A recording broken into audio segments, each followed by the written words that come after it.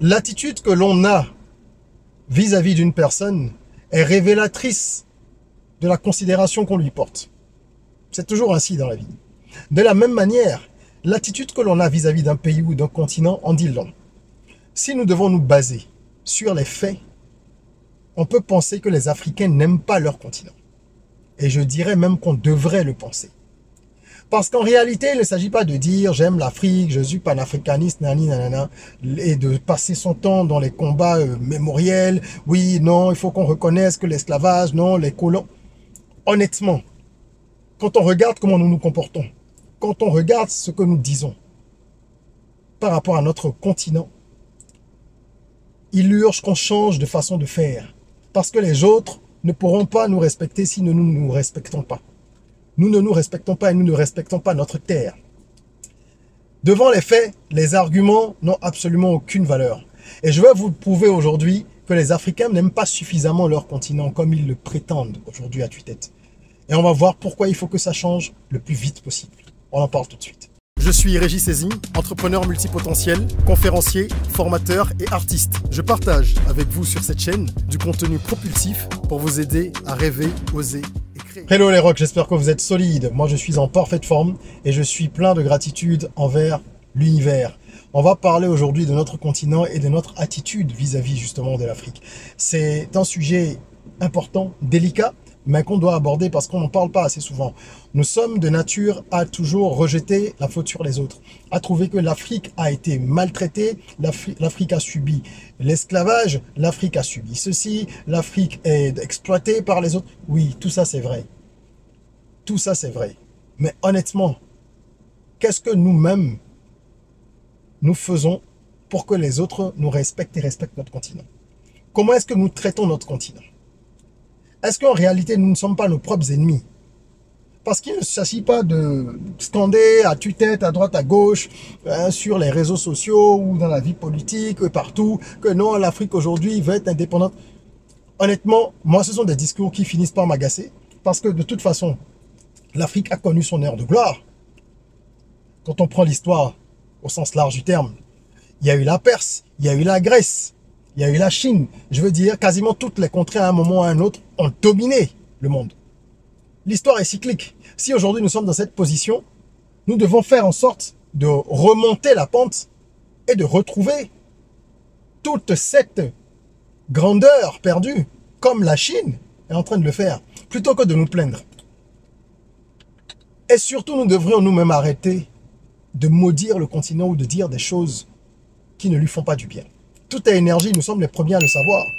Les Africains connaissent bien la force et la puissance de la parole. Ils savent comment les énergies impactent une personne, une vie, un lieu.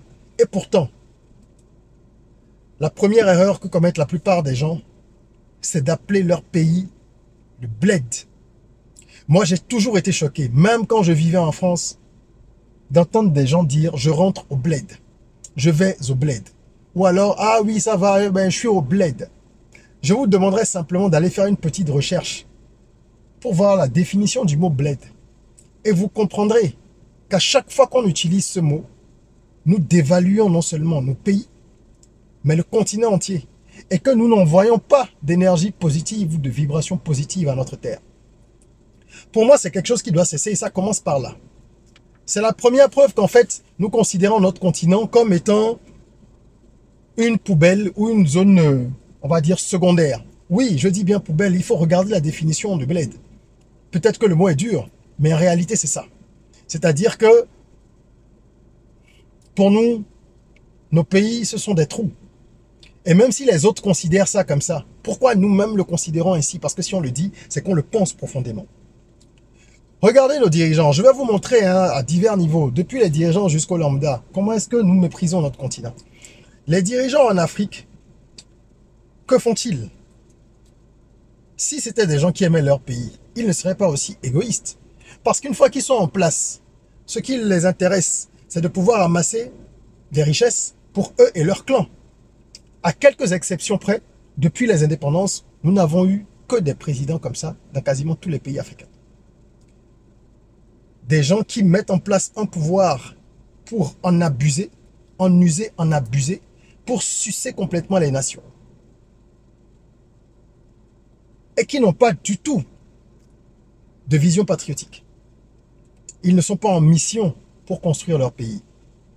À quel moment est-ce qu'ils aiment leur pays et leur continent? Il est donc facile pour les Occidentaux de les corrompre. Parce que si on accuse les Occidentaux tout le temps, il faut se demander comment ils parviennent à installer tout ça. On me dira, oui, le problème est plus profond. Il y a le CFA, il y a ceci, il y a beaucoup de verrous. Oui, mais commençons déjà à sauter les verrous sur lesquels nous pouvons avoir une certaine mainmise. Je ne dis pas que c'est facile pour les hommes politiques de se défaire de l'emprise occidentale. Mais il faudrait qu'on sente au moins la volonté. Même si on se rend compte que quelqu'un a du mal à le faire, mais qu'il a la volonté de le faire d'une certaine mesure, on le constatera. On le constate quand c'est le cas. Non, ils n'ont pas cette volonté. Et en plus, leur argent, qui est en fait notre argent, lorsqu'ils l'amassent, ils le mettent sur des comptes offshore, ils l'investissent dans des bourses étrangères. Vous allez voir des gens qui ont des millions de dollars sur des indices tels que le S&P 500. Et ils font pas grand-chose dans leur pays. Ils construisent pas, ils créent pas d'usines. Pour la plupart, ils vont pas créer beaucoup d'emplois. Ils vont pas créer d'usines. Ils vont pas créer des fonds d'investissement. À quel moment on aime son pays si on se comporte comme ça? Il y a donc des questions à se poser. La diaspora, venons-en à elle. La diaspora aime-t-elle l'Afrique? Tous ceux qui sont membres de la diaspora, moi je suis de la diaspora, je suis resté 6 ans, 7 ans hors du pays avant de rentrer en Afrique. Mais de façon globale, ce que je constate, c'est que la diaspora a un comportement condescendant. Je me souviens bien d'un ami qui était parti étudier en France. Enfin, il est arrivé en France quand j'y étais aussi, mais un peu après moi. Et dès que je l'ai eu au téléphone, premier coup de fil, mais il a commencé à me parler en changeant complètement son accent et tout ça là. Donc comme on dit, il faisait choquant. Hein? Et il est arrivé, ça faisait pas une semaine. Il me parlait comme s'il était là il y a 5 ans. À moi qui était là depuis beaucoup plus longtemps et qui lui parlait normalement, je lui ai dit, mais attends, mais tu vas me changer ta façon de parler là tout de suite ou quoi? C'est anecdotique, mais c'est révélateur de qui nous sommes. Nous sommes dans une imposture permanente de notre façon de nous habiller, de notre façon de manger, de notre façon de parler, mais c'est terrible. Et donc, quand tu vois les gens de la diaspora, tu te rends compte que cette imposture-là, elle est encore, il y a un effet grossissant. Quand ils reviennent, ils sont d'une condescendance sans pareil. Je connais quelqu'un qui est un repat, donc il a travaillé en Europe, il est rentré, il travaille en Afrique, et ils sont nombreux dans le cas, hein, surtout les repats, oh là là là là là là, ils sont plus blancs que les blancs, plus français que les français. Donc ils sont tout le temps en train de montrer qu'en fait, eux ils sont différents, ils sont supérieurs. À quel moment vous aimez votre pays et votre peuple et vos frères si vous montrez tout le temps que vous êtes au-dessus? Donc ce monsieur, à midi, il veut toujours manger une quiche lorraine. Est-ce qu'il n'y a pas une quiche à manger quelque part? Ou il veut un jambon fromage, ou une tartiflette, nanani, nanana. Je dis, mais c'est pas possible. C'est pas possible. Qu'on soit dans une critique constructive de nos pays, qu'on se plaigne des infrastructures, du système de santé, tout ça, parce qu'on a mieux ailleurs, quand on a pu voir des choses ailleurs, c'est normal. Mais ces critiques doivent nous amener à essayer de construire nos pays plutôt que de les critiquer et de les fuir. Parce que ces mêmes personnes qui critiquent, qui viennent quand elles ont des opportunités pour travailler en Afrique et gagner beaucoup d'argent, ce sont les premières à partir en vacances toujours dans les pays occidentaux. Pourtant en Afrique, il y a tellement de destinations extraordinaires. Au Maroc, en Tanzanie, en Côte d'Ivoire. Même dans les pays plus petits comme le Bénin, le Togo, où les attraits touristiques ne sont peut-être pas suffisamment promus encore, il y a des pépites à dénicher.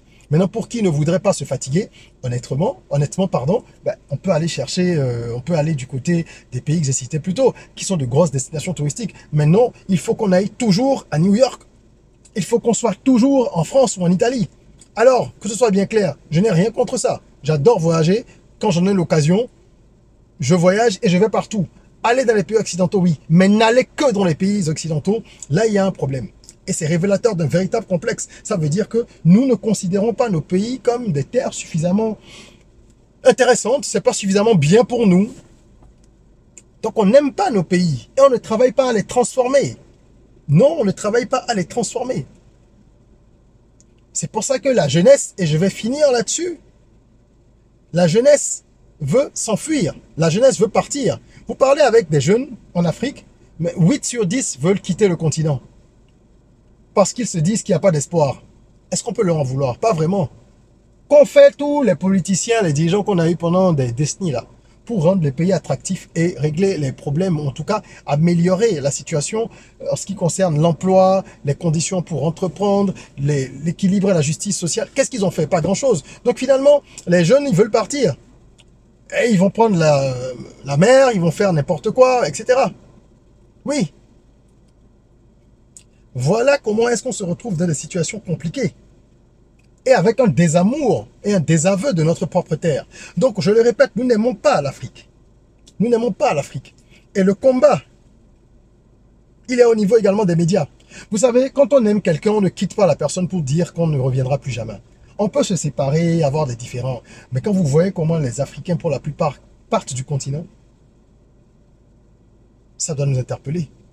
Vous entendez des gens dire, moi je ne rentrerai plus jamais, ou alors peut-être une fois en passant. Et il y en a beaucoup qui partent et qui ne rentrent quasiment pas. Pourquoi? Quand il y a un tel déchirement, c'est que il y a eu beaucoup de souffrance. C'est quand on a peut-être trop aimé quelqu'un et qu'on a été trop déçu. Ou qu'on ne l'a peut-être jamais aimé. Ça nous interpelle en tout cas. Véritablement. Parce que pour que les jeunes restent, vous avez vu la démographie là, on va être combien?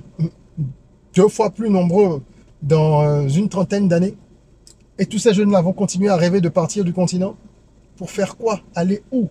Pour être traités comment ailleurs? Vous avez vu comment on nous traite ailleurs?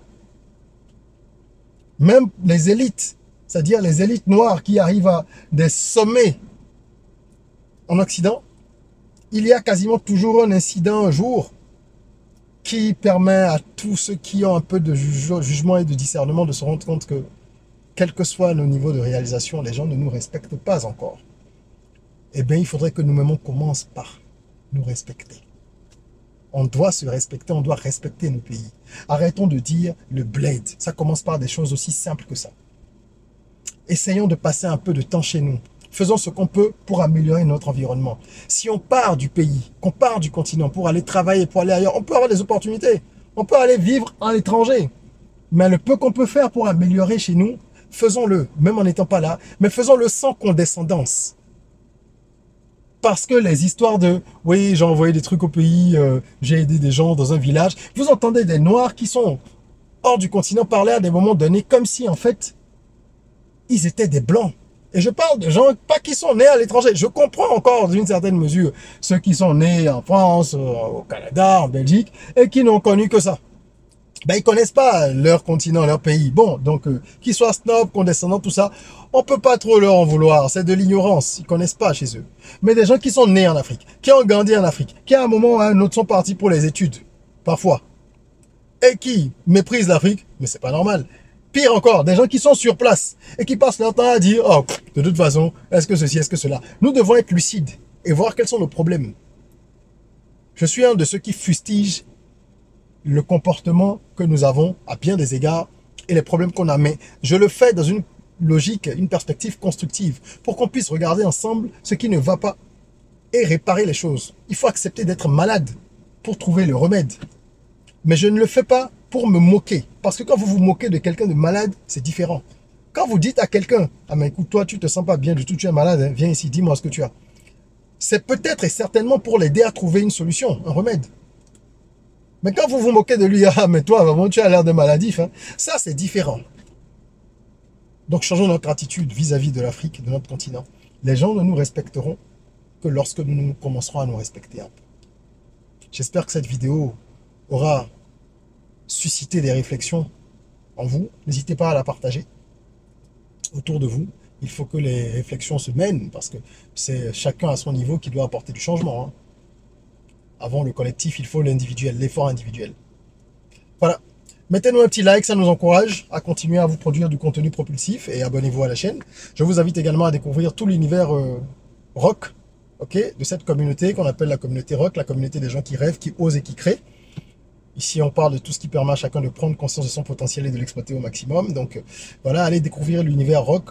Il y a des liens en dessous qui vont vous permettre de découvrir nos ouvrages sur entrepreneuriat, le développement personnel, notre plateforme de e-learning, où vous pouvez vous former à différentes disciplines, l'album de développement personnel Soyons Rock, et j'en passe.